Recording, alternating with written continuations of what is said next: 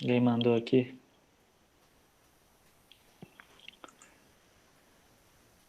Beleza. Acho que vamos respeitar o horário, né? Principalmente para aqueles que entraram, né? E vamos iniciar. Professor Juliano, bom dia. Então, de forma agora um pouco mais formal, Bom dia. agradeço demais o aceite, né, por ministrar essa disciplina conosco. Eu agradeço em nome da coordenação, da direção, da instituição. Desde já o agradeço. Pessoal, então hoje o professor Juliano vai ministrar a disciplina com vocês, é Direito Digital, certo? Ele vai combinar também com vocês os horários bem certinho das transmissões ao vivo aqui, dos outros encontros, que por enquanto, né, não temos outra maneira a não ser fazer de forma online. Assim que sair algum decreto, alguma informação, voltaremos de imediato para as aulas presenciais, tá? Então, vocês vão acordar aí com ele, os horários, ele vai passar atividades para vocês que contabilizarão presença, né? Principalmente no período da tarde, que talvez ele esteja só disponível no chat, aí vocês vão alinhar com ele aí, ok? Outra informação, outro recadinho, é que também ele vai disponibilizar essa aula, né, posteriormente para aqueles que, por acaso, não conseguiram assistir de forma no horário que foi marcado, digamos assim.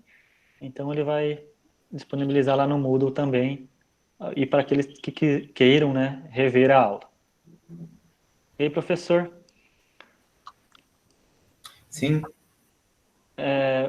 mais uma coisinha, deixar os microfones fechados, né? Aí o professor também vai alinhar aí com vocês, para não atrapalhar talvez uma linha de raciocínio, coisa assim. Aí quando for necessário e viável, ele informa, vocês abrem, ou pode ir mandando no chat ali, né, professor? sim, pode mandando que eu vou abrindo ali, dá para ir acompanhando. Então, beleza. Boa aula a todos, divirtam-se, aproveitem e até breve. Espero que nos venhamos nos encontrar em sala, né? Que é bem mais gostoso. Falou, galera. Bom sábado. Até mais. Tô saindo. Tá, obrigado, Rafael, e até o próximo sábado. Valeu, valeu. Bom, bom dia, pessoal. Eu sou o professor Juliano. Eu tentei fazer ali um videozinho, não sei se vocês conseguiram entender o que seria a trilha, a proposta da trilha de aprendizagem, né? Eu fiz um vídeo ali mostrando que, teoricamente, a aula da pós-graduação, se eu não errei o horário, deveria começar às 8 horas, então contabilizei mais ou menos das 8 ali, uns minutinhos para você poder entrar, assistir ali a minha saudação, e eu tentei explicar ali como é que funcionaria as atividades no período do matutino. Então, a princípio, seria a saudação, aquilo que eu fiz, a acolhida, né? Depois, seria, né, a gente está colocando mais ou menos ali um tempo para que você possa, né, ter um tempinho para pensar, e para a próxima atividade seria um fórum de debate, que, né, até a hora que eu olhei, ninguém tinha comentado nada, mas podem ir lá, podem comentar, colocar a sua opinião, né, de acordo aí com o conhecimento de vocês. Das 10 ao meio-dia, né, às 12 horas, a gente separou essa conversa online, que daí eu tinha até deixado as atividades só para o período da tarde, mas aí a Marcela conferiu ontem no Moodle e me alertou que eu preciso ter também uma atividade no período do matutino, para poder contabilizar a presença com vocês. E daí, para não pesar, para não ficar aquela coisa, nossa, muito maçante para vocês, eu fui nas atividades do período da tarde, peguei 2 questões, então retirei de lá e puxei aqui para a parte do matutino. Então, eu acho, né, que seria de bom tom para nós, para você, aluno, se a gente terminar um pouco antes do meio-dia, ou parar um pouco antes do meio-dia, ainda que eu fique aqui à disposição, mas para que você possa estar fazendo essas 2 questões que são simplórias e estar postando. Não, mas eu preciso postar agora de manhã? Não, você pode até postar depois. Eu deixei aberto ali a questão do horário da postagem. Mas, acredito eu que se já resolvesse isso no período da manhã, para vocês seria melhor, eu acho. Depois, acho que, pelo que me passaram, o horário seria em torno de 1 hora de intervalo, né, das 12 até mais ou menos a 1 hora, às 13 horas. E daí eu também gravei um outro vídeo mostrando, pode ver que no canto da tela vai ter a imagem da trilha de aprendizado, dizendo também ali, mostrando ali como é que seria. Então, o primeiro seria o vídeo aí da minha acolhida do período da tarde. Depois eu selecionei uma aula que não é minha, mas é de um outro professor, que se você quiser assistir em complemento ao que a gente vai conversar aqui, você pode assistir. Eu não quero assistir, fique tranquilo, ele vai falar o que mais ou menos a gente vai estar conversando aqui. E daí, ao total eram 7 questões, como eu antecipei 2 para o período do matutino, sobraram 5 questões para o período da tarde. Daí teria um tempo maior ali, que, salvo engano, eu separei 1 hora, 1 hora e meia, para que você pudesse fazer, né, vocês todos, e postarem ali no Moodle, que pode ser ou em arquivo, ou pode até ser feito online, porque nesta modalidade que a gente está cumprindo como aula remota, para poder contabilizar a presença, então, seria a entrega da atividade. Então, só reforçando, se você não pôde estar agora aqui com a gente conversando, não tem problema. A atividade está lá, ela não vai sumir, você faça ela e mande para mim de qualquer forma, que isso aí vai ser a contabilização da sua presença. A aula, como está sendo no Google Meet, né, pode ver no cantinho da sua tela, está escrito assim, gravando. Então, assim que a gente encerrar a gravação, demora uns minutinhos ali, eu recebo ela por e-mail, ela demora um pouquinho para eu conseguir subir ele para o Moodle, porque de qualquer forma é um arquivo até razoavelmente grande, e depois ele fica disponível lá para vocês, para quem está matriculado na disciplina, que pode estar olhando com tranquilidade. Combinado tudo isso? Podem falar. Combinado. Então tá. Vocês querem, rapidinho, deixa eu ver, tem 10 pessoas, vocês querem me falar rapidinho qual é o curso que vocês fazem? Não após o curso, a graduação que vocês, a área de concentração de vocês? Ô, professor, eu sou o Guilherme, né? Sou formado em Publicidade e Propaganda. Tenho uma pós em Marketing. Estou fazendo essa agora também, né? Uma segunda pós-graduação. Trabalho na área. Diretamente, eu sou supervisor de marketing da consultora VEG.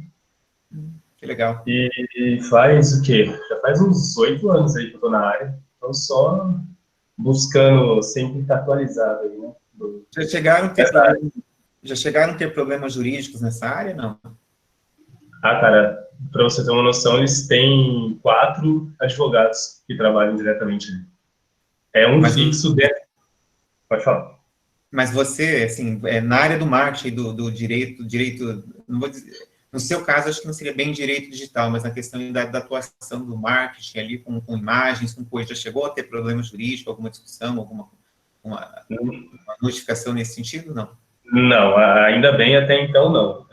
Eu tomo todos os cuidados possíveis ali para não ter nenhum tipo de problema, né?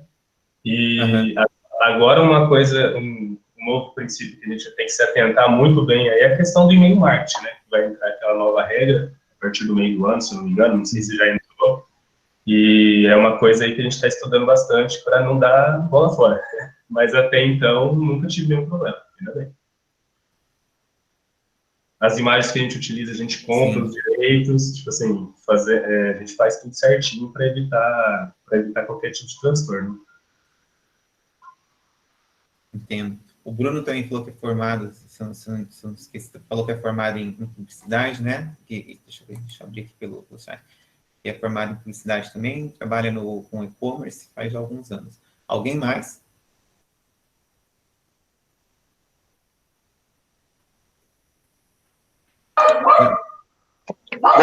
Bom dia. Bom dia. Meu nome é Rafael, eu sou formado em administração, sou executivo comercial do maior laboratório em apoio em análise clínica.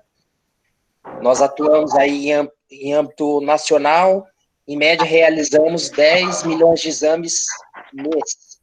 É algo diferente aí para a grande maioria, né? Muitos desconhecem esse segmento, mas muitas vezes você acredita que seu exame está sendo realizado localmente e está sendo levado e realizado, às vezes, até fora do país.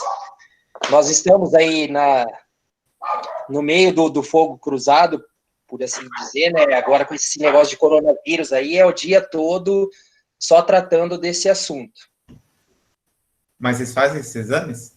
Realizamos, mas não diferente de todos, né? Do cenário mundial, existe um desabastecimento de reagente ou prime para realizar o exame, então o cenário está caótico para todos, né? Mas você é de Maringá? Sou de Maringá. Mas os exames não são feitos aqui, né? Não, no caso da empresa que eu trabalho, é realizado em Minas. Nossa, e como é que você vai para lá de avião? Vai de avião. Aí, agora com essas limitações, né, aí do aeroporto de Maringá, regional, na verdade, a gente leva via terrestre até São Paulo, de lá vai em um avião fretado, o material que sai hoje chega amanhã, 8 horas da manhã, e está dentro da empresa. Nossa, que dor de cabeça, hein? E é tudo particular, penso eu, né? A gente atende, na verdade, o laboratório é privado, mas a gente atende tanto a esfera particular como pública. Entendi. O Gustavo está dizendo que ele é formado em contabilidade, também trabalha na sala de marketing há 2 anos, hoje é proprietário da Maia, agência de resultados. A agência de resultados é uma agência de que, Gustavo? Seria uma publicidade, não?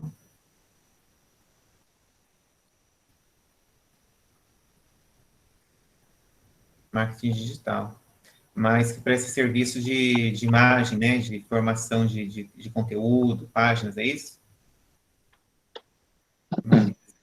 Design gráfico também trabalha a questão de imagens, né? Tá bem alta, acho que essa questão. Bom, eu sou o Juliano, eu sou advogado, sou formado aqui pela UEM, segura cartão, faço um freelance legal.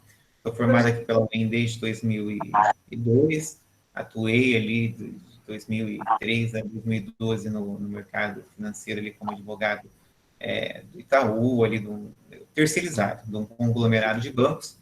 E depois, em 2012, eu resolvi pedir demissão para ter o próprio escritório, porque era um momento favorável à época. Já concomitantemente com isso, lá em 2012, eu me tornei professor, convidado a princípio. Depois, cursei ali o mestrado do Unicesumar na área de Direito do Consumidor.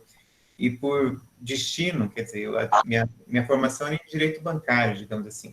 E por destino, e sei lá, por questão de habilidades, a coisa foi sendo direcionada ao direito do consumidor.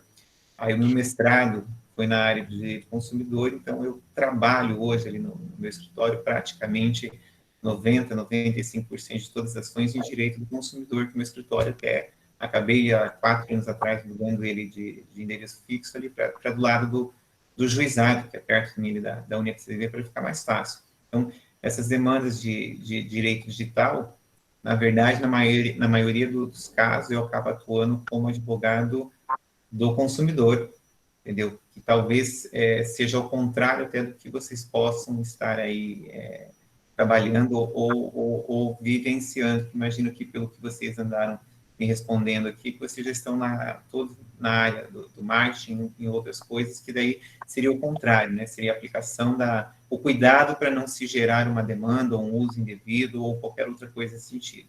Acho que é mais ou menos isso, né? E daí, para acho que nós teremos 2 encontros. Para esse primeiro encontro, eu separei um pouco de coisas mais técnicas, digamos assim, um pouco de coisas mais voltadas à legislação que hoje envolve esse tema. E para o próximo sábado, talvez uma conversa um pouco mais específica sobre análise de alguns casos por particulares e alguma outra coisa que possa, talvez, estar mais próximo ao atendimento à realidade de cada um aqui de vocês, pelo que eu vi, da área que vocês atuam.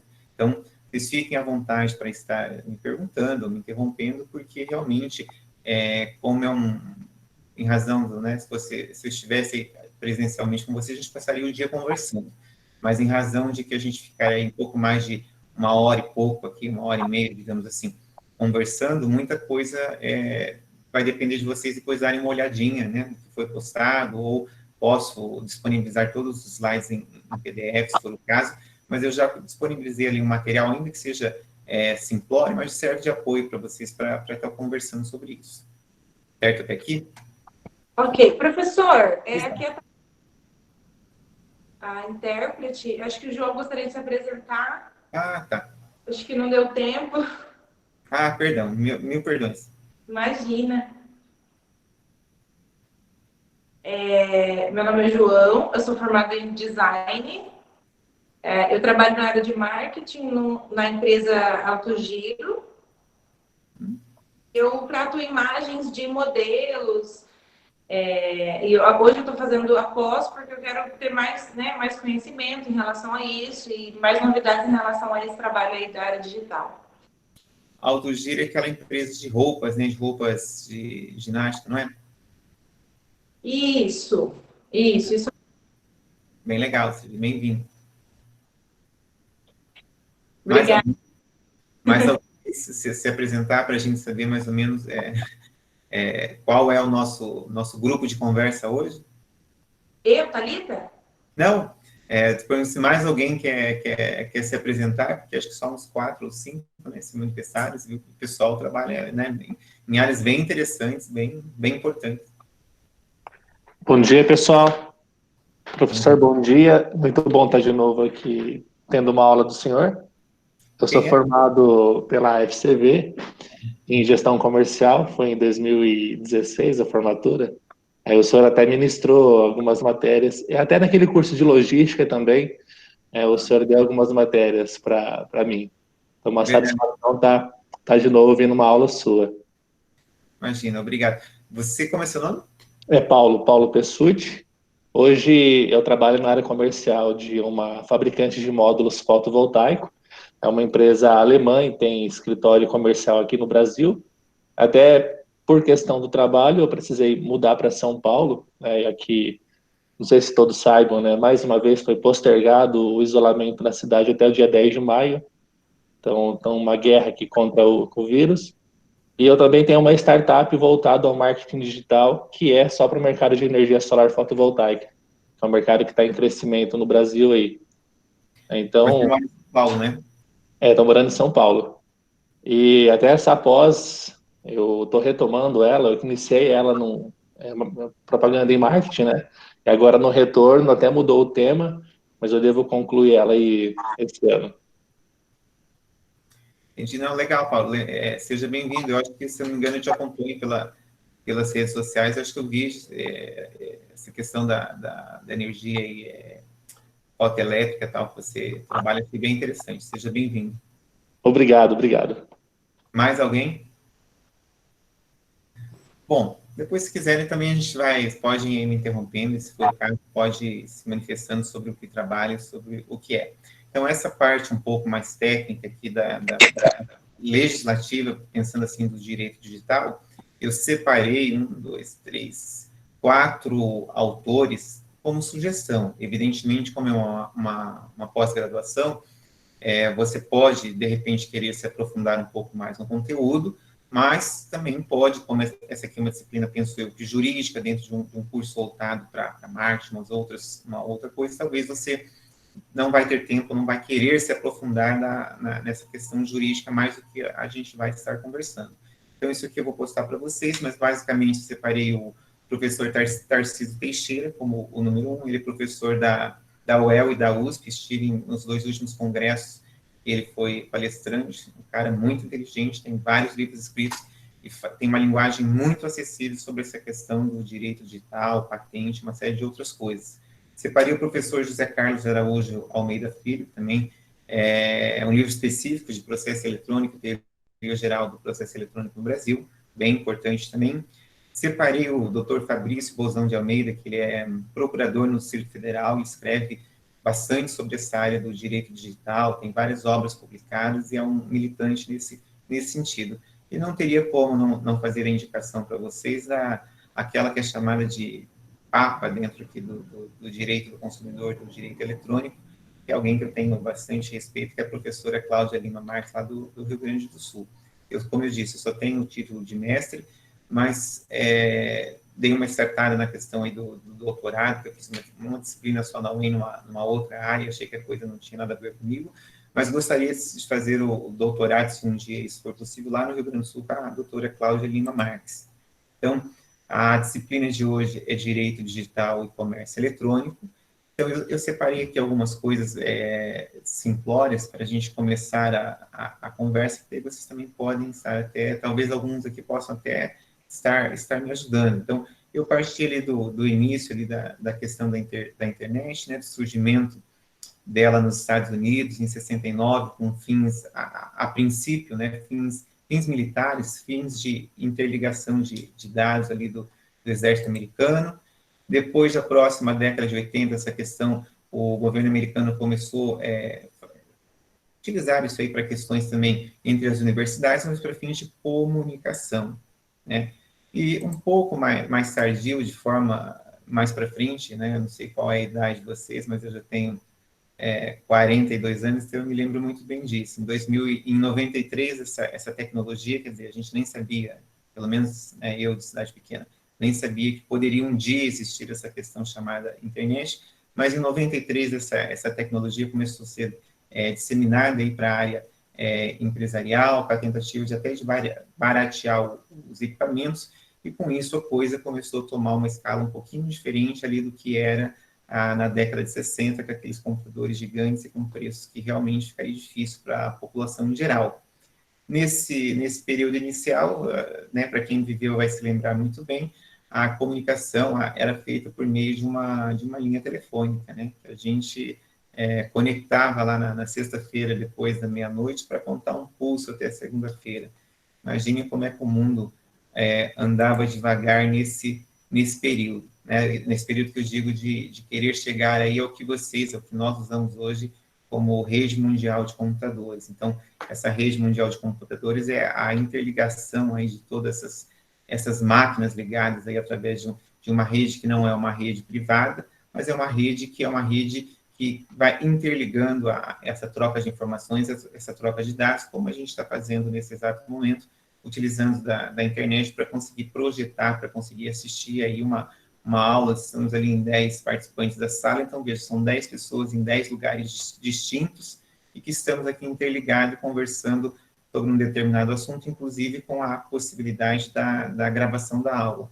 Então, essa é digamos assim, uma tecnologia, uma ferramenta que hoje é possível, mas há 20, 25 anos atrás, quando eu estava aí iniciando a 30, né, 93 a quase 27, isso não era disponível, não sei qual é a idade de vocês, mas parecia que se você me contasse isso lá em 1993, eu estaria rindo e pensando que isso era coisa de ficção científica.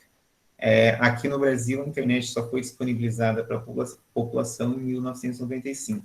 Acredito que todas essas informações vocês devem saber, se duvidar, até antes do que eu. Então, a internet hoje desenvolve um papel fundamental com relação à vida profissional e pensando talvez até a vida pessoal, né? Nesse momento, por exemplo, de Covid-19, muitas famílias estão conseguindo a união, a confraternização apenas por meio da internet. Então, esse primeiro momento aqui seria apenas um dado, apenas lembrar vocês de que o que a gente tem hoje vem de um passado, e não é um passado tão longínquo assim, né? Porque década de 60, aí você possa até imaginar, mas para a existência humana está um pouquinho longe, né? As pessoas que já nasceram em 60 já estão morrendo. Na verdade, quando a gente está pensando em direito, nós estamos pensando em uma coisa muito mais longa, mas a evolução e a transformação desse segmento, dessa questão de direito eletrônico, de direito digital, ela vem acontecendo de uma maneira muito rápida e com uma velocidade que quando eu digo operadores do direito, estou pensando em legislador, eu estou pensando em juiz, eu estou pensando até em advogado. E na maioria dos casos, os advogados são os que começam a discutir o assunto. começam a interpor, começam a apresentar as ações judiciais, e o judiciário, muitas das vezes, se não existir uma legislação, se não existir uma lei que determina ou que trate aquele assunto, eles acabam ou rejeitando, talvez por uma questão de falta de tempo, ou de tato, ou de qualquer outra coisa, ou temos também aquela outra postura do juiz, que é o juiz que quer enfrentar, que quer, não, pera lá, eu vou me debruçar sobre essa matéria e eu vou resolver isso aqui. Eu vou achar um caso parecido e vou julgar o que a gente chama de julgamento por analogia. Então, isso dentro do direito digital, antes do Marco Civil da Internet, que eu já estou chegando para falar sobre isso, foi lá em 2014, então era mais ou menos esse cenário jurídico, esse cenário que as empresas enfrentavam aqui no Brasil. Então, aparecia um problema vinculado, ou que tinha origem aí de ordem digital, de ordem do que alguns chamam de internet, e da parte jurídica, os advogados não tinham, digamos assim, formação, não tinham nem autores que escreviam sobre determinado assunto para que pudesse embasar essas petições ou essa linha de raciocínio. Então, é desse cenário jurídico, desse cenário econômico, pensando aqui na parte jurídica, de que o Brasil vem vivenciando essa questão aí da internet, do direito digital. Algumas outras coisas aqui que eu separei que era para tocar no assunto, eu vou até passar direto, porque eu acho que vocês, como são a maioria que me falou que são da área do marketing e tal, então isso aqui seria desnecessário, que seria a questão aí de como ocorre a transmissão de dados, que são através de ondas ou qualquer outra coisa nesse sentido. Isso aqui é dispensável para vocês. Eu acho que seria importante, né, só lembrá-los que cada computador, né, interligado na rede mundial de computadores tem o IP, né, aquilo que eles chamam de protocolo da internet, que é através desse IP que, dentro aqui do direito, dentro tanto do processo civil quanto principalmente do processo crime, é a identificação do login, né, daquele terminal de computador na rede. Então, vocês estão acompanhando as notícias aí sem querer falar em política, até porque eu não tenho formação e nem possibilidade de tudo isso, mas hoje dos grandes problemas aí dentro da política brasileira, pensando em direito digital, é as fake news. E eu, né, mesmo aqui em quarentena, está difícil de estar acompanhando tantas notícias na televisão, mas eu vi há uns 15, 20 dias atrás que foi identificado um IP lá dentro do gabinete do Senado, que postava fake news lá contra o presidente. Então, sem querer defender ou sem querer atacar, não é esse o meu objetivo, mas através do IP, através dessa identificação, é possível, sim, se chegar aqui, qual é o terminal que está, de repente, acessando aí a rede mundial de computadores e identificar quem é o possível, vou chamar de criminoso, ou o possível aí autor de uma ofensa ou qualquer outra coisa nesse sentido. Então, aqui fica uma questão mais de alerta, né? Não sei se, acredito que todos tenham esse entendimento e já esse saber, mas é importante eu estar relembrando isso aqui para vocês, porque dentro do direito a gente sempre faz esse pedido para o juiz, né? Ele conseguir o IP, a identificação de quem fez esse acesso, de quem fez essa postagem. Alguém quer falar? Não? Senão eu vou seguindo. Então, essa questão do IP acho que é uma das coisas mais importantes que dentro aqui do direito digital, nós, como advogados, a gente se apega para poder ter a identificação e o juiz também para poder ter ali a tranquilidade de ter certeza de onde saiu ali a mensagem e toda aquela questão. Eu tinha separado aqui também para indicar a questão da rede aberta e da rede fechada, mas pelo que vocês já me disseram aí de conhecimento de vocês, isso aí é bem tranquilo. A rede fechada é aquela que são dentro, por exemplo, de uma empresa em que não tenha, talvez, acesso interno, que eu acho que vocês chamam de sistema, alguma coisa nesse sentido. E a rede aberta é essa aqui que a gente está, que é a rede, que é a internet, a rede mundial de computadores, que você consegue ter acesso a todas as informações que não sejam privadas, assim dizendo. Depois aqui teria mais uma outra questão técnica que eu acho que depois eu posto para vocês, não seria interessante nesse momento. E chegaríamos ao ponto aqui legislativo para iniciar a nossa conversa do ponto de vista jurídico.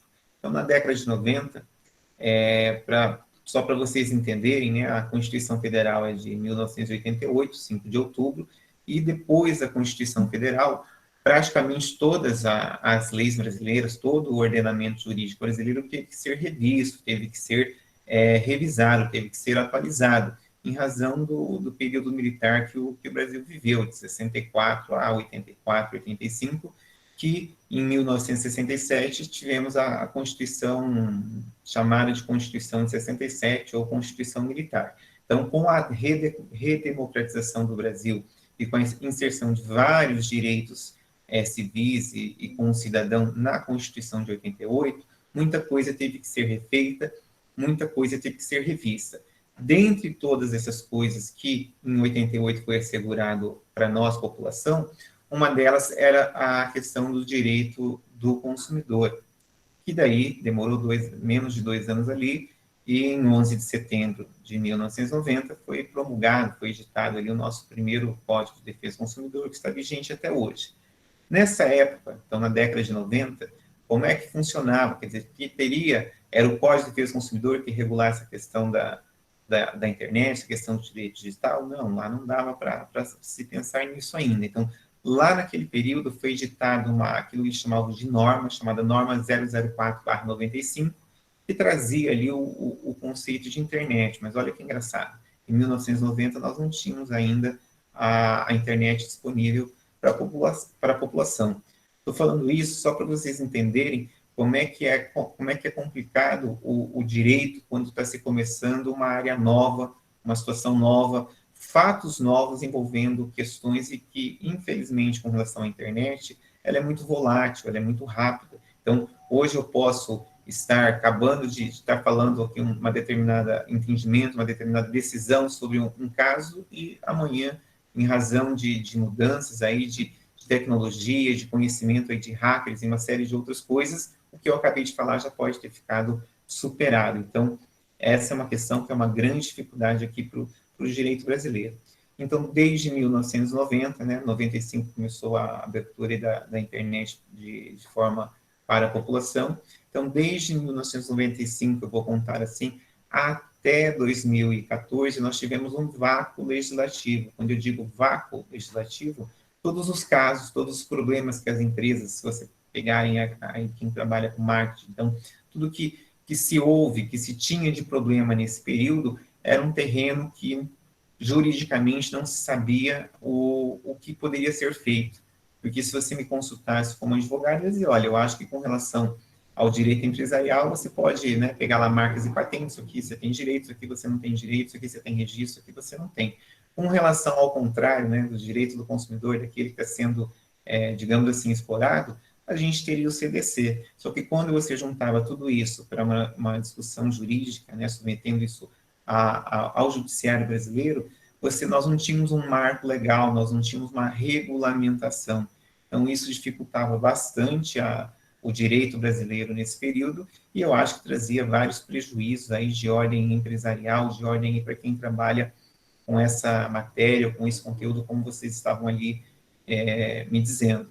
Então, depois, no período da tarde, o primeiro vídeo ali, que eu acho que é o primeiro ou segundo que eu faço uma proposta para você, se você quer assistir, é um vídeo de um outro professor, que não sou eu, que ele vai estar descrevendo, até de forma bem detalhada, como é que ocorreu essa tramitação desse projeto de lei lá no Congresso, na Câmara dos Deputados, no Senado Federal, quais eram os expoentes, por que tinha interesse de se aprovar uma lei, um projeto como esse, que regulamentasse esse marco, que regulamentasse essa situação da internet. E depois de toda essa questão, essa dificuldade que tivemos aí de 95 até 2014, conseguimos lá no dia 23, né, quando eu digo conseguimos, nós, Brasil, conseguimos em 23 de abril de 2014 a promulgação daquela lei 12.965, chamada Marco Civil da Internet. Então, a partir de 2014, o direito digital, né, nós advogados, o judiciário, passou a ter uma lei que pode, né, que deve a partir deste momento, começar a direcionar a resolução, ou entendimento, ou a formação jurídica de decisões nesse sentido. Até 2014, nós tínhamos decisões de todas as ordens que vocês possam imaginar. Então, você poderia, para quem trabalha em uma empresa que talvez tenha sede em São Paulo e filial aqui em Maringá, você poderia ter um problema aqui, submeter ao judiciário e ter uma decisão favorável ou desfavorável, e um caso idêntico submeter ao judiciário de São Paulo e ter uma decisão absolutamente diferente. Então, esse era o problema até o Marco Civil da Internet. Eu faço questão, eu não sei se vocês estão com o material aí, mas o fundamento legal ali, a definição de internet para o direito, está lá no artigo 5º dessa lei, inciso 1º. Então, ainda que pareça repetitivo, eu só vou, está aqui na minha frente, só vou ler rapidinho, porque é a definição jurídica do que é a internet. Então, seria um sistema constituído por protocolos lógicos, estruturados em uma escala mundial para uso público, sem restrições, objetivando permitir a comunicação entre de dados entre terminais por diferentes redes. Então, esse é o conceito que, para o legislador brasileiro, para a lei brasileira, isso aqui é internet. Aí você vai dizer, mas hoje a gente conseguiria a formação de um conceito mais específico, de um conceito voltado ali para a empresa, voltado ali para o meu caso. A gente até poderia, digamos assim, especificar mais esse conceito de internet, mas para o judiciário, para o direito digital, esse conceito do artigo 5º, inciso 1º, basta, ele é a base de onde a gente vai seguir para o resto de toda a nossa conversa. Essa era uma parte inicial. Seguindo uma segunda parte aqui, eu separei algumas coisas que eu penso em operacionalização de questões voltadas aqui à internet. É aquilo que, quando eu estou dando aula lá para o pessoal de direito do 3º semestre, a gente trabalha estabelecimento empresarial. E quando nós vamos trabalhar estabelecimento empresarial, eu tenho duas situações a conversar com eles. A primeira, o estabelecimento físico, que não se tem discussão, isso aí desde lá de 42 na Itália, já se entende que é o antigo fundo de comércio, mas o ponto comercial e outras coisas, e hoje o ponto virtual. Temos inúmeras empresas que não têm estabelecimento físico, apenas estabelecimento virtual. Então, o direito digital, o e-commerce, uma série de outras coisas também acabam se voltando, ou tendo que prestar atenção, ou tendo que respeitar aqui alguns marcos, alguns ditames aqui dentro do direito civil, do marco de direito civil. Eu marquei aqui algumas notícias, mas depois eu falo para vocês, de que nesse período aqui do Covid-19, algumas empresas, até me lembro algumas, o nome de cabeça, Carrefour, Amazon e outras, que estão com essa parte aí do e-commerce super em alta e contratando novas pessoas. Então, veja, então, em meio a todo esse problema que nós estamos vivendo de saúde, essa questão do direito digital, essa questão do e-commerce, também vão surgir, também está fomentando novas, digamos assim, novas realidades, e pode surgir novas demandas, novos processos, né? Porque nem tudo que está sendo feito vai dar certo ou está correto. Então, pensando aqui nessa questão da operacionalização da internet, aqui a gente vai entrando numa outra seara de discussão, que é um pouquinho mais delicada, que é a questão da privacidade, né? Quando a gente está pensando em direito digital, quando a gente está pensando em internet, nós temos essa seara também da privacidade da pessoa. Até que ponto que a internet, até que ponto que o direito digital pode invadir. Quando eu estou falando invadir, eu não estou pensando naqueles casos específicos, lá que depois a gente vai conversar no próximo encontro, ali, a Casa Carolina Dickmann e outros que a gente, agora do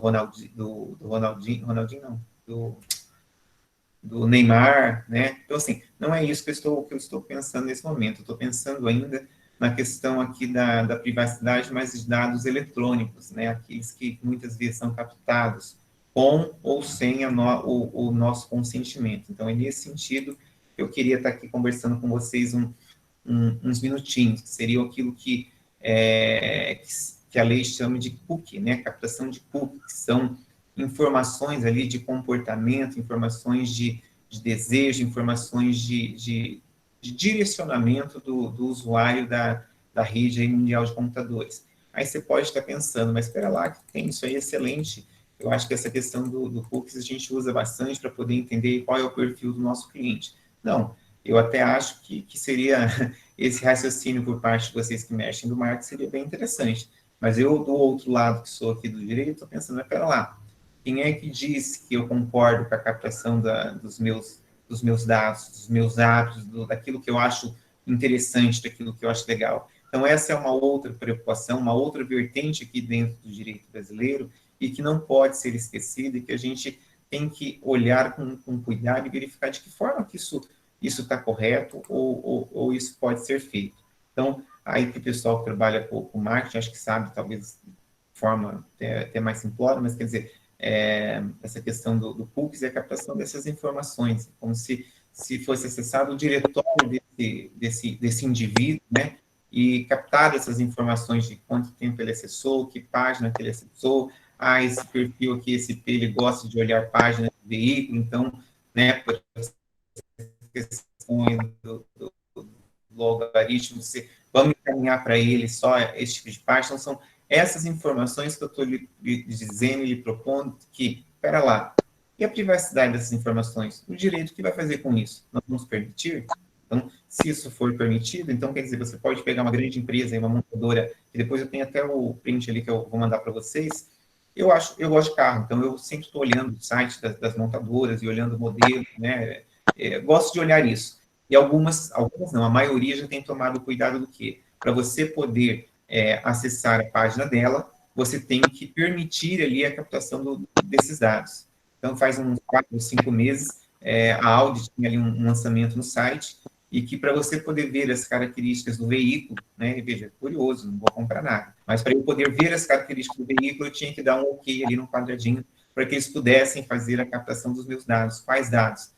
Quanto tempo eu fiquei ali, qual é o meu interesse, que tipo de carro eu gostaria de comprar.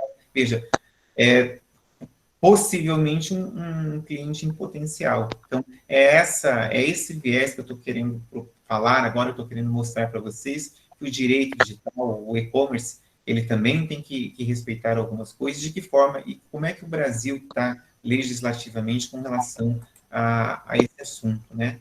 Alguém já se deparou com essa situação?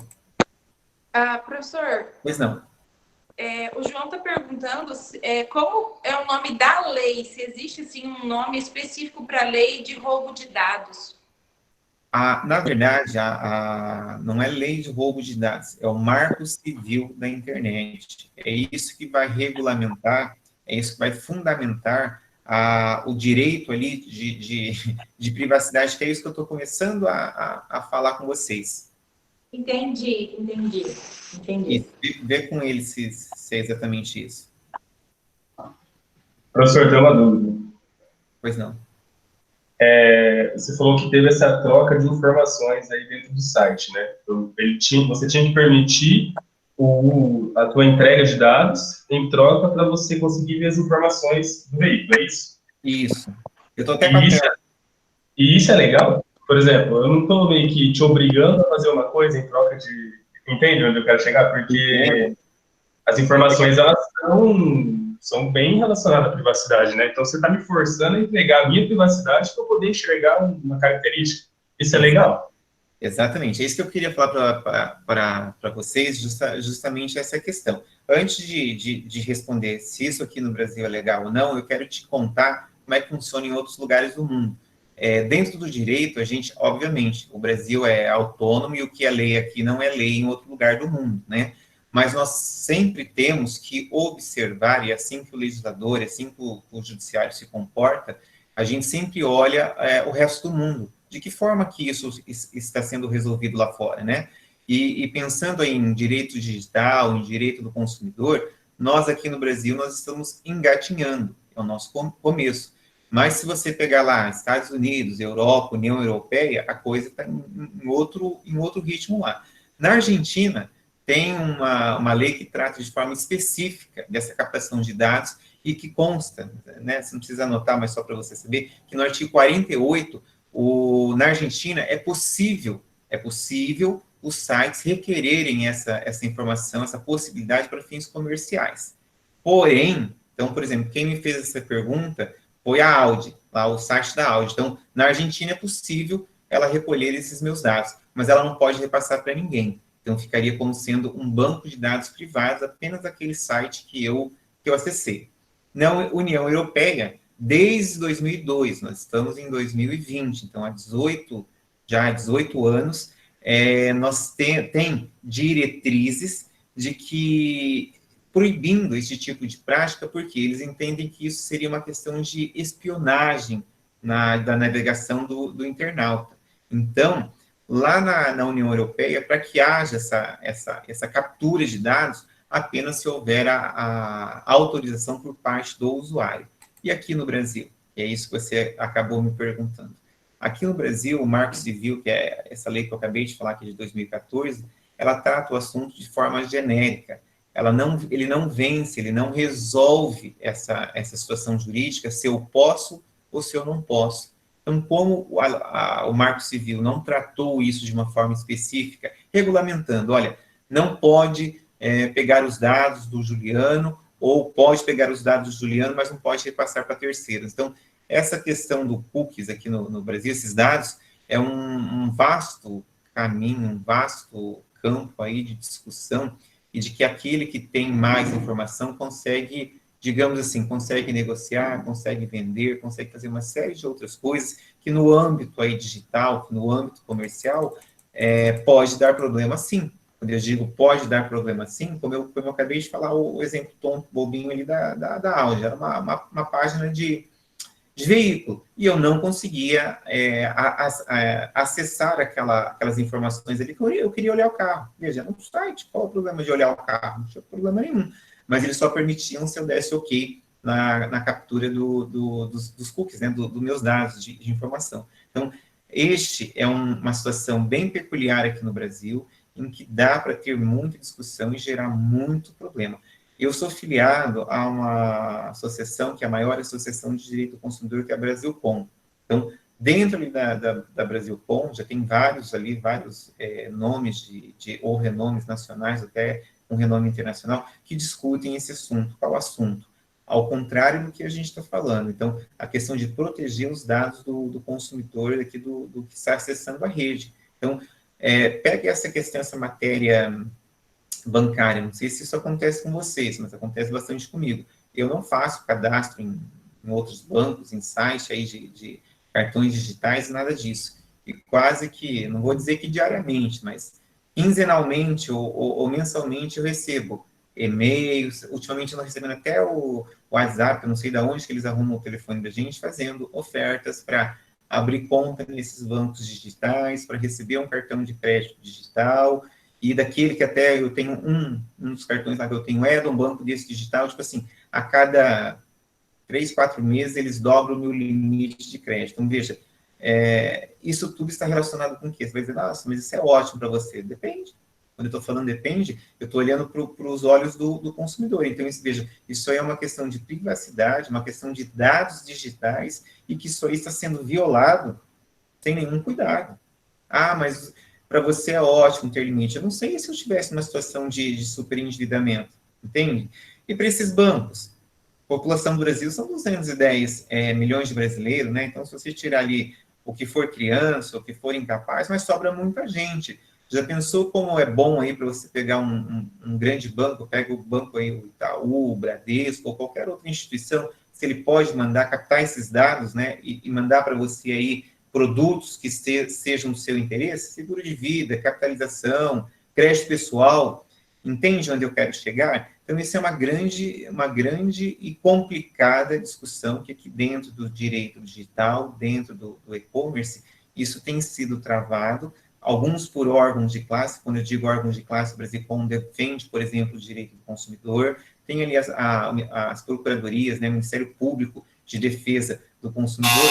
Por quê? Para o fornecedor, evidentemente que ele vai querer vender, ele vai querer tomar essas informações, vai querer ter proveito dessa maneira.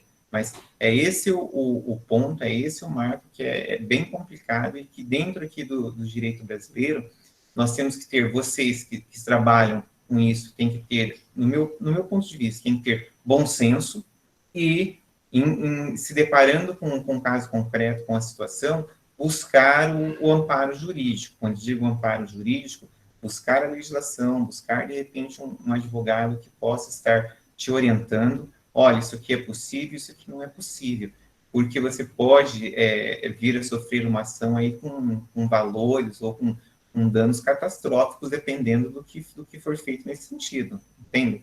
Então, é essa a minha preocupação, é essa a minha discussão nesse sentido. Que daí eu já estaria entrando aqui num outro tópico que eu marquei, que eu acho até que estaria até mais que superado do que essa discussão que eu estou falando agora. Por quê? Eu anotei ali para falar da questão da lista de endereço, mas daquela lista de endereço antiga dos e-mails, né, dos spams. Eu não sei se eu que sou muito antigo, né, mas eu quase não olho, quando eu digo quase não olho, eu só olho os e-mails que me interessam.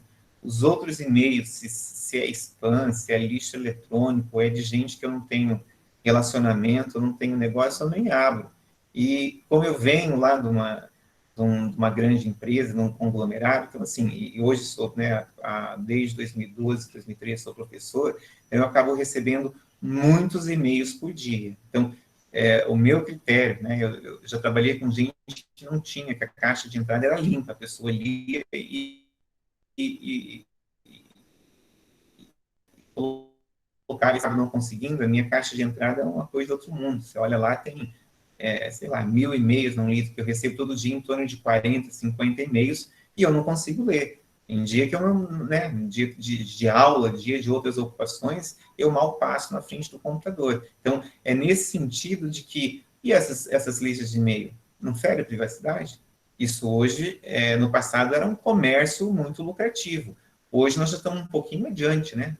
Já estamos aí, que a gente estava acabando de falar da questão da captação de dados do cookies. Mas no passado eram as listas de e-mails. Então, toda essa questão, o marco civil da internet precisava ou podia tratar de uma forma mais específica, mais pontual, para tentar resolver um pouco os conflitos ou a possibilidade de discussão nesse sentido. No mesmo viés aqui, tanto da captação de dados digitais quanto aqui dos e-mails, a gente teria também, que agora há pouco aqui meu celular estava tocando, eu nem atendi, porque eu já sabia de onde era o número, a questão do SMS, que está já em segundo plano, penso eu, e o WhatsApp, né? Então, ali era um número 011, ontem à noite eu até atendi e vi que era da Sky. Veja, eu não passei meu telefone para a Sky, não tenho interesse em ter Sky, em razão que deve fazer, acho que 20, 25 anos que eu não mudo de número de telefone, então, quer dizer, o meu número, né, várias empresas, vários lugares acabaram já tendo o meu número de telefone. Agora, eu não passei meu número para a Sky. Com certeza, a Sky está me ligando que conseguiu o meu número de telefone em algum lugar. Então, entendem que isso, olhando aqui para a questão do direito digital, o meu direito à privacidade, isso sim é uma quebra, é uma ofensa aqui ao meu direito à privacidade, meu direito de ter o meu número preservado, porque eu não autorizei, eu não o forneci. Aí você pode estar imaginando, mas está sendo muito chato, o que tem? Deixa uma ligaçãozinha aí. Eu já tive uma, recente inclusive, não, 6 meses atrás, uma cliente está no escritório, que ela recebia posso até falar o nome, que isso é público, recebia da Casas Pernambucana em torno de 30 a 35 ligações por dia de cobrança, e ela não devia, não era dela a dívida. Então, naquele caso em específico, né, o que era aquilo? Era quebra do direito à privacidade dela, ela não devia, era quase que a cobrança era indevida, indevida não, era uma fraude. Então, como é que a gente fez, como é que isso foi possível? Ela teve que procurar a gente, né, e nós fizemos a orientação a ela de que gravasse todas essas, ela não conseguia nem atender as 35 vezes, porque ela trabalhava, ela tinha um emprego no qual ela não podia nem ficar atendendo o telefone. Então, ela foi fazendo print dessas telas, né? Em momentos que ela estava em horário de almoço, em horário de café, ela atendia, gravava a ligação, e com isso, depois a gente conseguiu fazer no cartório uma ata notarial descrevendo todo esse transtorno, essa violação, e foi ingressado com uma ação. Infelizmente, não era uma ação muito vultuosa, quando eu digo uma ação muito vultuosa, porque era uma ação de juizado especial cível, e a tendência aqui no Brasil, infelizmente, eu digo infelizmente, porque não é a minha opinião, é de que uma ação, um problema como esse, deveria ter um critério, deveria ter um valor de indenização muito maior do que existe hoje aqui no Brasil. Mas nós esbarramos numa questão jurídica. Lá no Código de Defesa do Consumidor, o artigo 15 e o artigo 16, eles foram vetados. Quando a gente diz vetado, ele foi riscado pelo presidente da época, quando assinou essa lei. O nosso Código de Defesa do Consumidor é de 1990, o presidente do país na época era o Fernando Collor de Mello, e ele vetou, ele tirou esses dois artigos do Código, o artigo 15 e o artigo 16. Esses dois artigos tratavam do caráter punitivo do dano moral no direito do consumidor. Caráter punitivo é quando eu vou te punir. Então, essa punição, então, quando você olha o direito americano, você vê aquelas indenizações de $1 milhão, $2 milhões. Você vai dizer, nossa, mas por que isso não existe aqui no Brasil? Porque nós somos pobres? Não. A questão não é pobreza, não é econômica. A questão aqui é que, infelizmente, legislativamente, roubaram de nós, quando eu digo tiraram de nós consumidores, infelizmente, penso eu por uma questão política, lá de 1990, o direito de se punir o agressor aqui num caso de quebra de privacidade digital, como esse caso. E nesse caso, salvo engano, o juiz concedeu para ela R$2 mil de indenização por dano moral. É muito pouco, e infelizmente a turma recursal, que seria o tribunal, se eu não me engano, nesse caso até manteve a sentença. Um caso desse nos Estados Unidos não seria R$2 mil, seria $200 mil ou muito mais. Por quê? Lá tem um caráter punitivo. Então, a gente quer punir o agressor aqui de uma quebra de privacidade digital para que não faça mais. Porque quem é o agressor? É uma grande empresa, Casas Pernambucanas, uma companhia, uma SA. Então, é nesse sentido que eu estou dizendo para vocês que no direito digital, no e-commerce, aqui no Brasil nós não temos, ainda que tenha o Marco Civil da Internet, nós não temos uma legislação, nós não temos um artigo, nós não temos alguém que especifique de forma satisfatória, de forma ampla, de que maneira que a gente poderia, quando eu digo a gente falando judiciário ou até o legislativo de trabalhar, de que forma que nós vamos resolver esses casos. Então, como ele fala de forma superficial, nós teremos que, infelizmente, submeter o judiciário caso a caso, ou seja, em cada caso você pode ter uma solução aqui, uma sentença, uma situação que talvez não seja tão interessante. Uma outra questão dentro aqui dessa questão de privacidade, a questão aqui do spam, pensando em e-mail, ele ocupa espaço no servidor. Então, veja que é uma questão que talvez eu, que sou um pouco mais inocente, com menos sabedoria aqui da questão do software, ali, do hardware, né? Essa questão do spam ocupa espaço. Então, se ocupa espaço, espera lá, ele tá invadindo, além da minha privacidade, ele está invadindo um espaço ali que é meu, que eu comprei, que eu quero utilizar. Então, toda essa discussão, o direito tem que fazer. Então, talvez no dia a dia de vocês, a gente nem, né, muitas vezes a gente nem para pensar nesse tipo de coisa, mas esse problema existe. Em algumas empresas ele pode ser catastrófico, né? Quando você pensa num banco, por exemplo, que seja, eu me lembro que o Itaú, não sei se mudou, mas o Itaú há 10 anos atrás, quando eu era advogado deles, o sistema interno chamava CA.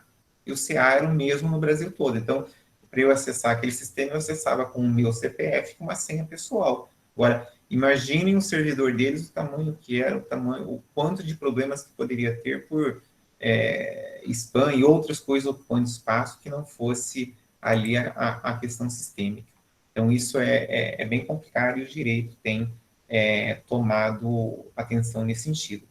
Nesse mesmo viés aqui de privacidade, a gente teria o SMS, que seriam as mensagens curtas, né, de texto, o WhatsApp, que seria esse software que hoje, né, acredito eu que seja o mais usado, e também ainda vem, para finalizar essa conversa, a questão que eu acabei de falar ali da ligação da Sky, o telemarketing. Claro que hoje já perdendo bastante força perto de tudo que já aconteceu no passado, mas perdendo forças nesse sentido. Nós precisamos lembrar nessa questão de direito digital, e-commerce, em que o atual presidente do país foi eleito praticamente só com as redes sociais, né? Segundo declarou, gastou lá R$1 milhão na sua campanha. Então, essa questão do direito digital, da captação de dados, da privacidade, ela é bem importante e a gente tem que olhar e tem que ter uma preocupação diferente com relação a isso, porque na questão, veja, se um presidente conseguiu se eleger de forma digital, então muita coisa tem que ser revista e muita coisa está mudando. Eu não estou fazendo uma crítica a ele, estou dizendo que esse é o cenário e nós, como advogados, como aplicadores do direito, estudiosos, a gente não pode virar as costas para isso e achar que está tudo bem. Não está tudo bem. Nós temos que olhar e ver se isso está sendo feito da forma legal, se é isso mesmo. Avançando um pouco mais aqui na nossa conversa, eu estaria chegando na parte que o direito chama de direito material eletrônico ou direito processual, né? De que forma, como que seriam esses instrumentos aqui, pensando em direito digital. Então, durante muito tempo, se discutiu se a nomenclatura deveria ser direito cibernético, né, para vocês que são aí do marketing, talvez, direito virtual, direito da informática. Então, todos esses termos, eles foram usados no passado, todos como sinônimo. Hoje, até como é o tema da disciplina, direito digital é como se fosse um resumo, como se fosse uma simbologia de tudo isso aqui que eu acabei de falar, de direito cibernético, direito virtual, direito da informática, hoje é resumido em apenas direito eletrônico. E o direito eletrônico, se você, né? Então, pera lá, mas o que o direito eletrônico vai fazer? Já existe essa disciplina dentro lá da graduação do curso em direito? Na verdade, essa disciplina, ela ainda, em algumas faculdades já estão ofertando a disciplina do direito digital, do direito eletrônico. As faculdades que não ofertam, a gente trabalha isso dentro ali num viés dentro ali do direito do consumidor. Evidentemente que a gente não tem uma carga horária adequada para trabalhar essa questão do direito digital, se você vai estar acumulando ela com uma outra disciplina e trabalha bem, que seria o direito do consumidor, mas a tendência a curto prazo é que todas as faculdades tenham essa disciplina do direito eletrônico, que isso cada vez mais seja trabalhado, até porque nós já temos escritórios especializados em apenas em atender aí demandas de direito eletrônico. Então, o direito eletrônico ele pode ser conceituado como o direito que se preocupa com essas questões tecnológicas que possam estar intervindo, que possam estar afetando o mundo jurídico. Então, é só você imaginar que há 25 anos atrás, quando eu entrei na faculdade, não se pensava em direito eletrônico. Todo o meu estudo foi baseado em obras, em livros. E naquela época, minha família não tinha muitas condições, eu vivia de xerox.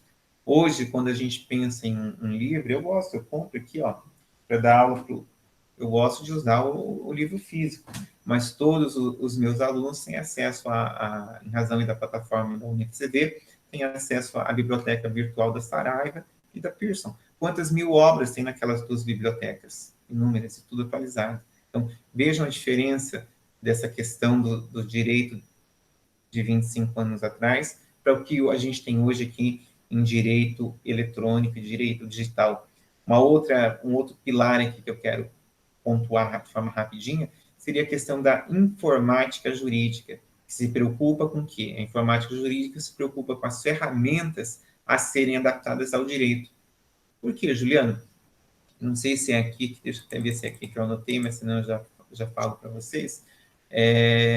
Acho que desde 2010, né, 2011 já estava bem regulamentado isso, a assinatura digital para o advogado. Como assim assinatura digital para o advogado? Nós tivemos que fazer o cadastro, que é um token, né, que é um sistema aí um programa de computadores para que a gente possa acessar ali os processos que hoje são, não vou dizer 100%, porque os processos anteriores a 2011, eles ainda continuam sendo físicos e estão sendo digitalizados de forma gradual. Então, como eu já era advogado desde início de 2003, então os processos em meu nome de 2003 a 2011, claro que a maioria já estão arquivados, né? Mas é um período ali que eu tive uma grande movimentação jurídica, que era onde eu prestava serviço ali para aquelas instituições financeiras. Vira e mexe, um processo aqui ainda volta e eu sou intimado a me manifestar, porque estava no arquivo alguma coisa nesse sentido. Vejam, hoje a informática jurídica ela teve que se preocupar em trazer segurança, em trazer formato possível para que um advogado, como eu ou qualquer outro, quer dizer, mas eu sou formado na época anterior ao direito eletrônico, à informática jurídica, então eu assinava a petição com caneta, a petição era papel. Hoje não existe mais papel, né? Nem alguns casos ali, nem as atas de audiência não estão sendo mais assinadas pelas pessoas. Por quê? Porque tem audiência que já está sendo videogravada, né? Quando eu digo videogravada, ela já tem uma gravação ali que dispensa a assinatura das pessoas, porque todas elas foram identificadas por documentos antes de poderem estar presentes ali. Nesse mesmo direito digital, nessa mesma informática jurídica, só para vocês terem ideia, nessas ações que a gente atua no Juizado Especial Civil, né, aqui em Maringá, entre a situação, tem contestação e sai uma sentença. Quem não concordou, quem não gostou da sentença, vai interpor o recurso. O recurso vai lá para a turma recursal, que no nosso caso aqui é Curitiba. Quando é marcada a sessão, veja, de julgamento desse recurso, hoje existem duas possibilidades: a sessão virtual e a sessão física. Nos casos de ações de massa, tipo telefonia, internet ou qualquer outra coisa, é marcado sessão virtual. O que é sessão virtual? Você não precisa estar presente. Ah, mas eu quero me manifestar, eu quero falar sobre um determinado ponto. Você pode se cadastrar para fazer a sustentação oral de forma virtual. Então, ali no Juizado Especial Civil da João Paulino, tem uma sala, é um convênio da OAB, e que eu, advogado, compareço em dia e hora marcado e consigo fazer por videoconferência a sustentação oral do meu recurso. Então, isso hoje são mecanismos, são ferramentas que estão aí à disposição do judiciário, à disposição do direito, e que tem ajudado, que cada vez mais vai ajudar essa questão do direito digital, do direito eletrônico, do e-commerce, a tentar acompanhar a velocidade que tudo isso está tomando, que tudo isso tem acontecido. Ninguém quer falar nada? Não? Então eu sigo. Aí você pode estar se perguntando, Juliano, mas como é que tudo isso está acontecendo e de onde vem esse fundamento? Onde vem esse permissivo legal? Eu já toquei ali no assunto da Constituição, então só para você ter uma ideia, foi feita uma emenda, aquele que chama uma EC, né, uma emenda constitucional, a número 45 de 2004. Foi ela que permitiu, no âmbito da Constituição Federal, de que a gente pudesse ter, no âmbito judicial, né, ali, eu vou até ler um pedacinho para vocês, que a todos, no âmbito judicial e administrativo, são assegurados razoável duração do processo e os meios que garantam a celeridade e a tramitação. Então, é graças à emenda constitucional número 45 de 2004 que foi-se possível essa inserção do direito digital ao judiciário, do direito digital a práticas antigas, como hoje nós estamos tendo até sessão do STF por videoconferência e razão. Tudo bem que é uma pandemia de coronavírus, mas é o judiciário trabalhando de uma outra forma. É o judiciário deixando pilares, digamos assim, doutrinários e antigos e se dobrando ao que hoje vocês aí do marketing usam com muita tranquilidade, que é essas ferramentas digitais. Então, essa questão do direito digital, hoje ela vem com um viés bem diferente, bem inovador e muito rápido. Então, eu tenho um quadro aqui, que depois eu vou mandar aqui para vocês, que é uma pesquisa da PUC de Petrópolis, em que ela trabalhou 4 pilares aqui de análise na questão do direito digital. O direito digital, ele tangenciaria a questão do acesso à justiça. Então, pera lá, eu sou um cidadão, preciso ter acesso à justiça, um dos pilares. O outro pilar seria a necessidade desse acesso à justiça, então por que eu vou ajuizar uma ação? Tem que ter necessidade. Um outro pilar desse estudo seria a questão da inclusão digital. Hoje fala-se muito na mídia, inclusão digital, inclusão digital. Então, não sei se vocês estão acompanhando, mas, por exemplo, eu dou aula na graduação, e a aula agora está sendo online, como a de vocês. Eu tenho uma aluna que fez um requerimento lá na coordenação de ADM, que ela não tem acesso a computador. Eu não sei qual é o motivo específico, mas ela fez esse requerimento, e a instituição, infelizmente, tem que atendê-la. Então, no caso dela, ela não assiste às minhas aulas, nem gravadas e nem online, e eu tenho que mandar para ela todo o material por e-mail. Eu acredito que talvez ela não deva ter computador na casa dela, ou não deva ter internet que atenda ela, e talvez no trabalho ela não possa, não tenha compatibilidade de horário para ela estar assistindo. Veja, é uma questão de inclusão digital. Encontrei aqui uma vizinha minha que dá aula na rede pública, e a rede pública também está tendo que se adequar a essa questão das aulas online. E pelo que eu tenho visto ali pelas manifestações do secretário de Educação do Estado, que é a mesma coisa que está acontecendo aqui com nós na UniFCV, o calendário está sendo mantido, as aulas estão sendo ministradas. Mas e aquele aluno que não tem acesso à rede pública, ou aquele município, ou aquela sala de aula específica? Vai ser tratado como exceção, mas o resto, o calendário está andando. E o último pilar aqui dessa pesquisa da PUC de Petrópolis é a questão que, veja, eu acabei de falar de inclusão digital. O outro pilar seria o contrário, seria a questão da exclusão digital. Então, quando você tem pessoas que hoje não conseguem ter dispositivo, ou não conseguem ter o acesso na internet na velocidade necessária, a gente está falando em exclusão digital. Para eu poder aqui manter esse período de quarentena e trabalhando aulas e com videoaulas, eu tive que contratar um outro pacote de internet para minha casa, tive que comprar uma webcam nova, tive que comprar um modem novo e tive que comprar até uma iluminação aqui para que possa melhorar. Então, todas essas questões, elas estão voltadas com o quê? Inclusão versus exclusão digital. E só para concluir esse raciocínio, essa pesquisa aqui da PUC de Petrópolis, a conclusão dela é que esses 4 pilares que eu acabei de mencionar, ele pode ser, ou, por exemplo, você pode ter a sua inclusão digital, ou, se você não tiver a inclusão digital, como esse caso que eu acabei de falar, da aluna que ela não tem lá o dispositivo, não tem a quantidade de internet necessária para que ela possa assistir às aulas online, a gente vai estar pensando em exclusão digital. E quando a gente está pensando em exclusão digital, pera lá, e o meu direito da Constituição Federal de ter acesso, meu direito a ter educação, meu direito à dignidade. Você vai dizer, mas o que tem a ver a dignidade com processo digital, com inclusão digital? Tudo, gente. Até a minha avó, que tem 87 anos e é viva, obviamente que ela não mexe aí nas redes sociais, mas ela tem o celular dela, que algumas coisas ela olha lá. Então, veja, nós estamos falando de uma inclusão digital, olha o tamanho da amplitude disso. Então, seguindo aqui o nosso raciocínio, evidentemente que a exclusão digital vai estar voltada à população mais carente.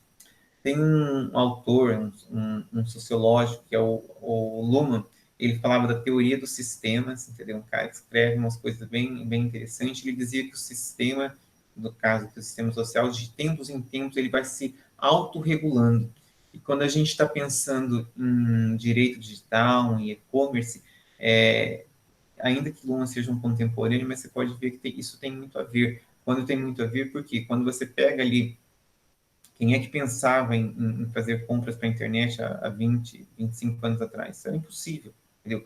Hoje, né, aquelas notícias que eu falei no começo da aula, que eu acabei não abrindo aqui outra tela para falar, são grandes empresas que estão tendo faturamento aí em 20, 30, 40%, se não me engano foi o caso do Carrefour, na questão das vendas online. Então, veja, o sistema vai se autorregulando de acordo com o que vai acontecendo. Aí surge uma indagação. Vai acabar o uso do papel? Porque hoje nós estamos na era da tecnologia digital, do direito digital. Vai acabar o papel? Essa é uma indagação. Poderia ter posto ali como fórum de discussão para vocês. Então, não sei se já aconteceu, se já pararam para pensar. Lá no meu escritório, nós não temos mais arquivos físicos. Quando eu digo nós não temos mais arquivos físicos, a gente fez a aquisição de um scanner de mesa, foi até um convênio com a OAB, e hoje o cliente vai lá, enquanto a gente está conversando com ele, a estagiária lá está escaneando todos os documentos dele, ele assina procuração e contrato de honorários, e esses são os únicos 2 documentos que eu ainda mantenho arquivado, mas uma pasta geral em ordem alfabética, o resto o cliente leva embora.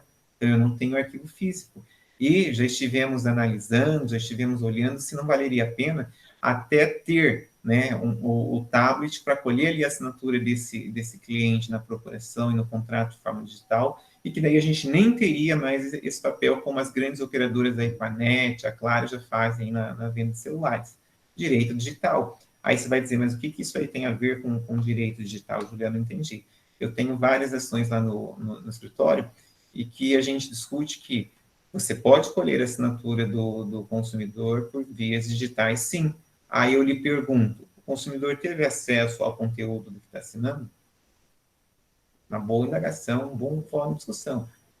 Eu assino. Esses tempos atrás, fiz uma troca de veículo e que financiei uma diferença. Na hora da liberação do contrato, a pessoa veio com um tablet, aumentou a linha que só cabia a minha assinatura. Eu pergunto, eu tenho ciência das cláusulas contratuais?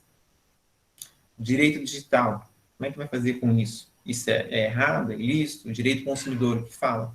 Então, são questões que a gente pode, aqui numa pós-graduação, estar levantando e estar solucionando. Não adianta eu só levantar a questão, se eu não vou responder, né? Mas eu vou responder sim. Esses contratos que estão sendo feitos de forma digital são legais. Agora, qual é a questão que começa a aparecer aqui um problema jurídico? Eu preciso mandar para o consumidor uma cópia. Ou eu teria que deixar ele ler antes esse contrato como um todo, mas ninguém lê.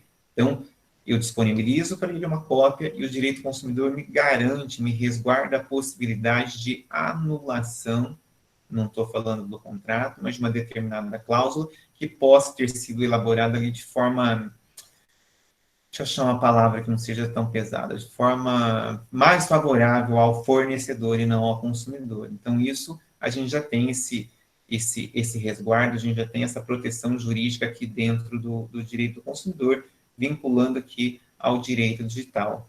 Então, seguindo aqui a linha de raciocínio do que a gente está conversando, uma outra situação dentro aqui do direito digital seria bem complicada. Qual é a competência? A competência é para quê? Qual é o local que eu vou entrar com uma ação? Né? Então, dentro aí do direito processual, quando a gente está pensando em um acidente de trânsito, por exemplo, onde é o local correto para eu ajuizar a ação? Ou o local do acidente, ou o domicílio do réu, do requerido, né? Aquele que sofreu o acidente. Agora, numa demanda dessas de e-commerce, qual é o lugar, o fórum correto? Então, eu, Juliano, estou aqui em Maringá e comprei de uma empresa que está lá em São Paulo. Você pode dizer, mas é uma relação de consumo, então o lugar correto seria Maringá. Aí você tem razão. E se for empresa versus empresa? A sua empresa aí que você trabalha fechando negócio com uma empresa de São Paulo. Aí não se aplica a relação de consumo. Onde é a tua marca competente para ajuizar essa ação? Então, vejam que são discussões, são indagações que estão surgindo aqui dentro do direito digital, dentro do e-commerce, e que, legislativamente, nós temos problemas para resolver isso aqui, porque nós não temos ainda uma lei que trata de todas as possibilidades, de todas a forma. Inclusive, nós não temos, que eu até anotei aqui para não esquecer de falar, nós não temos uma jurisdição eletrônica. Nossa, Juliana, você também está pegando pesado demais. Pensar em jurisdição eletrônica, no futuro, penso eu que isso vai acontecer. Não sei daqui quanto tempo, né? A velocidade que as coisas estão acontecendo está muito mais rápido do que a gente possa estar prevendo, né? Então, pensando aqui nessa questão de jurisdição digital, ela quebra todas as regras, até da competência absoluta já disposta ali no Código de Processo Civil. Por quê? Eu não sei onde vai ser o seu e-commerce, eu não sei ali o www.americanos.com.br. Então, vejam que são situações que o direito vai ter que resolver, vai ter que tratar, e que a coisa não está tão simples assim.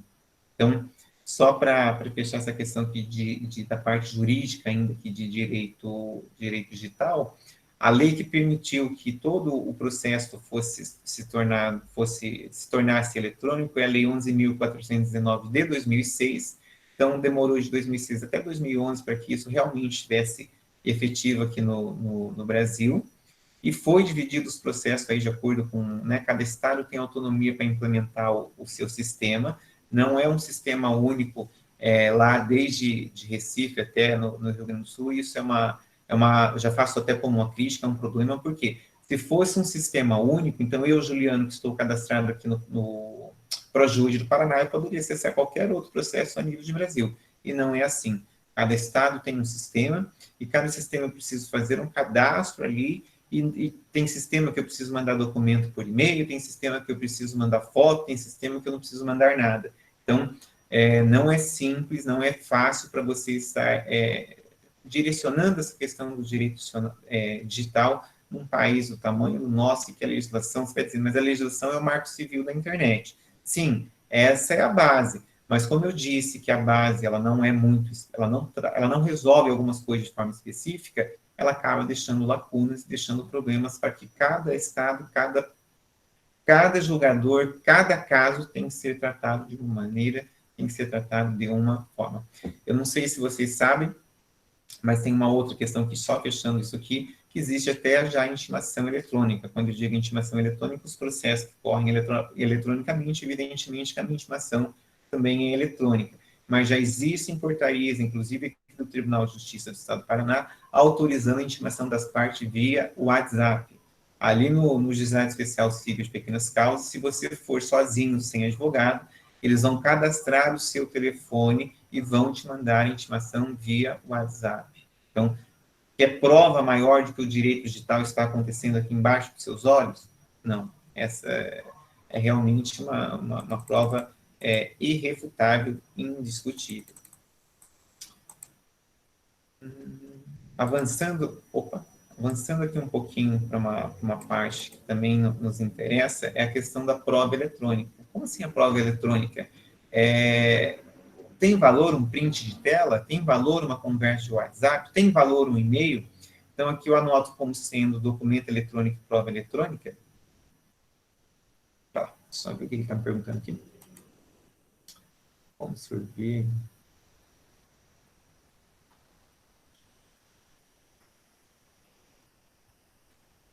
Então, boa, bem colocado, Paulo. Por que não, né? Por que não é pouco divulgado? Infelizmente, quando eu digo infelizmente, por isso que eu tenho uma opinião pessoal e acho que isso é uma questão cultural. Nós somos uma população de que nós não somos preparados culturalmente para várias coisas. Quando eu digo para várias coisas, para a parte econômica, né? Nós não temos nenhum preparo. Para a parte cultural, nós também não temos nenhum preparo.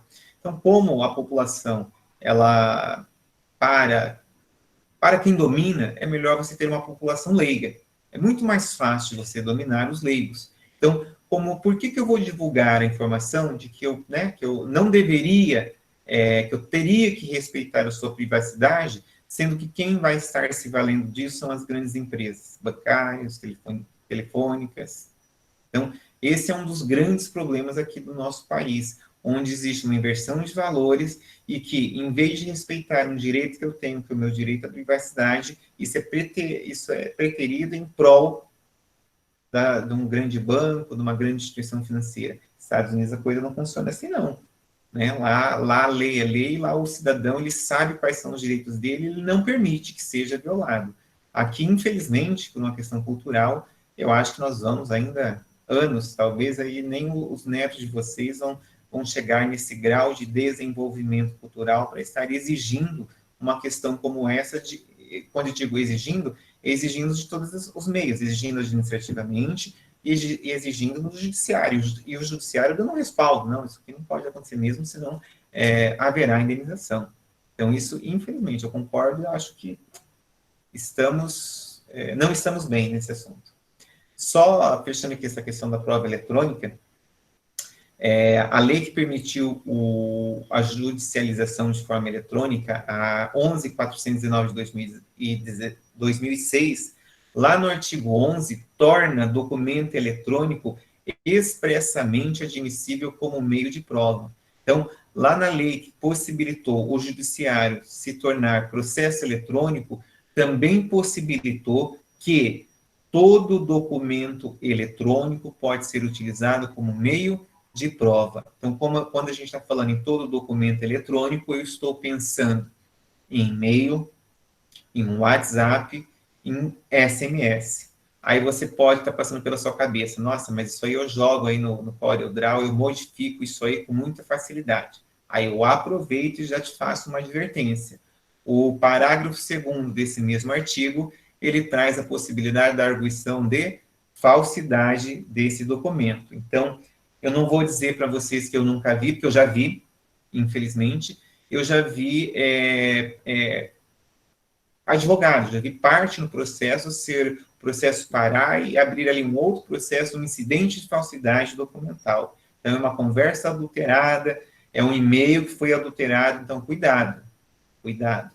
Ah, mas eu não consigo provar. Hoje, dentro aqui do direito digital, muita coisa é possível. Eu tenho um caso espantoso lá no meu escritório, de que eu tenho uma cliente, de que ela foi vítima de fraude bancário, fizeram mais de R$1 milhão de reais de empréstimo no nome dela, e todos os empréstimos têm a assinatura dela. Só que de que forma que é a assinatura dela? Digital.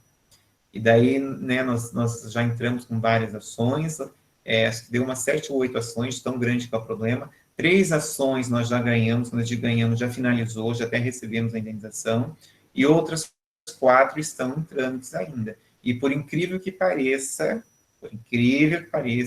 está sendo feita perícia grafotécnica no documento digital, porque o documento físico não existe, porque ali foi naquele caso específico, um grande escândalo ali dentro do Banco do Brasil, não foi só a minha cliente envolvida, são vários correntistas, e que houve envolvimento ali de funcionário, inclusive um gerente, que ele está até com mandado de prisão decretado e fugiu para os Estados Unidos. Então, olha que situação complicada. E o direito digital tem conseguido dar uma resposta, penso eu, pelo menos nos 3 processos que a gente já ganhou, uma resposta plausível, técnica, entendeu? Demonstrando que aquela assinatura não foi feita de próprio punho, é uma assinatura digital, e naquele caso específico, uma assinatura digital falsa. Então, olha como a coisa é complicada. Como é que a gente faz a prova disso? Eu já disse, você pode estar fazendo isso por meio de print, você pode estar fazendo isso por meio de gravação, você pode estar fazendo isso por meio de ata notarial. O que é uma ata notarial? Você vai levar o seu celular, ali num tabelionato da cidade, você vai ter que deixar ele ali, normalmente eles pedem uma manhã, uma tarde, eles vão transcrever todas as mensagens que estiverem ali e vão fazer isso com fé pública e vão entregar para você, para utilizar isso aí no processo. Quando o processo é mais delicado, a gente faz por ata notarial, por uma questão de segurança de prova. Quando é uma coisa mais simples, e eu nunca tive problema, nós fazemos print das telas, no caso, quando está envolvendo a empresa, essas coisas, a gente tem lá um celular no escritório que a gente chama o cliente, o celular grava, a gente faz a ligação lá para a empresa e grava toda a conversa e juntamos no processo tanto o link quanto o CD lá, o CD-ROM, para que não tenha problema. Falando para vocês, não sei se está conseguindo enxergar. Olha o que está me ligando. 011, isso aqui é o quê? Eu não devo nada, meu nome é limpinho, então isso aqui é o quê? É alguém que capturou aí o meu telefone e que quer vender alguma coisa para mim. Agora, hoje é o quê? É sábado, são 11h30 da manhã, eu estou trabalhando. Quer dizer, esse telefone me atrapalha ou não? Eu quero receber esse telefone? Vejam, direito à privacidade que está sendo violado por essa questão aqui do direito digital, do direito eletrônico. Então, essa lei, a 12.965 de 2014, é chamada como Marco Civil da Internet. Ela tem um apelido, né? Eu já vou encaminhando aqui para minhas considerações finais, para você ter o tempo ali de responder as 2 questõezinhas e já ficar livre aqui da atividade no período matutino, né? Mas, de qualquer forma, Você pode me mandar o e-mail, pode me chamar. Se você quiser me adicionar no Instagram, eu tenho um Instagram profissional, que é o Professor Juliano Sonsim. Se você quiser me adicionar lá, você pode me chamar por lá. Se quiser, eu tenho uma página, como é que chama? Página no YouTube, que eu posto, né, quando as aulas ficam com determinada qualidade, eu tenho postado lá. Então, você pode manter contato comigo. Meu e-mail, o meu e-mail acadêmico aí é prof_juliano@unfcb.edu.br. Então, eu fico amplamente à sua disposição. Inclusive, a gente pode combinar e eu posso ficar ali no chat, né, do Moodle à tarde, ali, para estar ajudando, estar respondendo algumas dúvidas, porque é o que eu imaginei, em 1h30 de conversa, a gente não consegue falar muita coisa, né? Então, eu não consegui falar nem 30% do que eu separei, do que eu me propus aqui para conversar com vocês. Mas não tem problema, isso aqui eu vou encaminhar tudo para vocês e você vai ter, né, acesso a toda essa informação, uma parte já está em PDF. Então, só para que isso aqui é bem importante, essa questão do Marco Civil da Internet, ela foi regulamentada, olha como a coisa no Brasil demora, né? Então, em 2014 foi o Marco Civil da Internet, mas demorou 2 anos, somente em 11 de maio de 2016 que nós tivemos a regulamentação de alguns pontos específicos. O Marco Civil, então, ele estabelece princípios, garantias, direitos e deveres para o uso aqui da internet no Brasil. É uma lei chamada principiológica. Quando a gente fala em lei principiológica, é uma lei baseada em princípios. Isso é muito bom. Por que é muito bom? Os princípios, eles podem ser alterados de tempos em tempos. Como assim de tempos em tempos? O Código de Defesa do Consumidor também é principiológico. E eu vou te dar um exemplo que você vai entender. Em 1990, constou lá no artigo 49, que as compras feitas fora do estabelecimento empresarial poderiam ser devolvidas em até 7 dias, né? Quando recebesse o produto ou serviço. Lá eles estavam pensando na revistinha do Avon, da Natura, lembra? Não tinha internet em 1990 aqui para a população. Hoje, eu e você aplicamos esse artigo de forma indiscutível para fazer a devolução das compras pela internet. Olha que interessante. E até já fazendo um gancho nessa questão das compras pela internet, aqui no Brasil nós não temos uma regulamentação que proíba, por exemplo, você vai lá e compra uma cueca pela internet. Eu entro lá no site americano e compro 2 cuecas. A cueca chegou, eu tenho 7 dias para olhar ela, cheirar, virar, não gostei, vou devolver. Não quer dizer que eu possa usar, mas concorda que se eu usar ela e não tirar a etiqueta, você não vai saber. A União Europeia já tem diretrizes de que produtos pessoais, como roupas íntimas, produtos com link de um antivírus, link de um vídeo, link de uma música, não há possibilidade de troca. Por que não há possibilidade de troca? Veja direito antes de você comprar. Porque se você comprar, você já vai... O acesso ao consumo do bem praticamente. Aqui no Brasil, nós não temos nada ainda que trate desse assunto. Tem projeto de lei, isso aí os empresários discutem bastante, porque é prejuízo para ele, né? É prejuízo para ele. Ah, mas e do outro lado, os consumidores, o que falam disso? Os consumidores, né, os defensores, no caso do Brasil Com, dizem o seguinte: isso aí é o risco da atividade. Você consegue vender sem ter um estabelecimento físico, sem ter com um custo muito mais reduzido e com uma amplitude muito maior aí de vendas, risco do negócio. Então, se você vender cuecas pela internet, a pessoa chega lá, usar, né, não tirar a etiqueta e quiser te devolver, azar é o seu, quem mandou vender pela internet. Então, são algumas coisas que aqui no Brasil ainda vai ser regulamentada quanto a direito digital.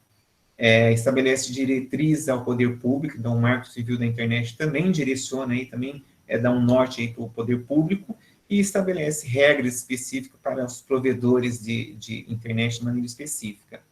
Eu vou ficando por aqui, me coloco à disposição para que você tenha 25 minutos para estar resolvendo ali pelo menos as 2 questões ainda nesse período do matutino, né? E à tarde, não sei se ficaria bom para vocês, se quiserem que eu fique ali no chat a partir das 13h30, das 14 horas, posso ficar. O que vocês acham? Não achamos nada, Juliana, a gente está olhando outra coisa agora. Pode ser? Eu acho que daí eu posso estar ainda respondendo vocês. Então, eu vou abrir ali as Pode ser. Pode ser? Que daí eu abro ali um chat, fico à disposição de vocês. Vocês podem estar, de repente, ali olhando a aula, alguma coisa. Agora foi muito pouco tempo, eu quero conversar com ele. E daí eu fico ali, a gente vai conversando. Pode ser? Então, combinado. Eu vou encerrando a aula por aqui para eu poder encerrar a gravação, para poder postar para vocês. Façam, eu só coloquei 2 questõezinhas para não tomar muito tempo de vocês agora no período matutino. E daí você, se já postar lá no Moodle para mim, já está resolvido. Se não postar agora de manhã, vai ter que postar junto com a atividade da tarde. Então, como eu estou encerrando 11h35, dá para fazer rapidinho. Você pode fazer ou em arquivo de Word, né, ou PDF, ou aí do próprio online, né? Combinado? Foi um prazer estar aqui com vocês agora de manhã. À tarde vou ficar lá no chat conversando com vocês. E a semana que vem vou trazer alguns casos pontuais, alguns casos mais práticos para que a gente possa conversar aí mais dentro da área de vocês, porque senão vocês ficam falando, mas ele veio, só deu aula de direito, quero falar do marketing digital, né? Quero falar de outras coisas. Então, no sábado que vem a gente vai tentar conversar de forma um pouco mais central aqui, já que agora eu já vi o direcionamento de vocês. Combinado? Até mais tarde. Valeu.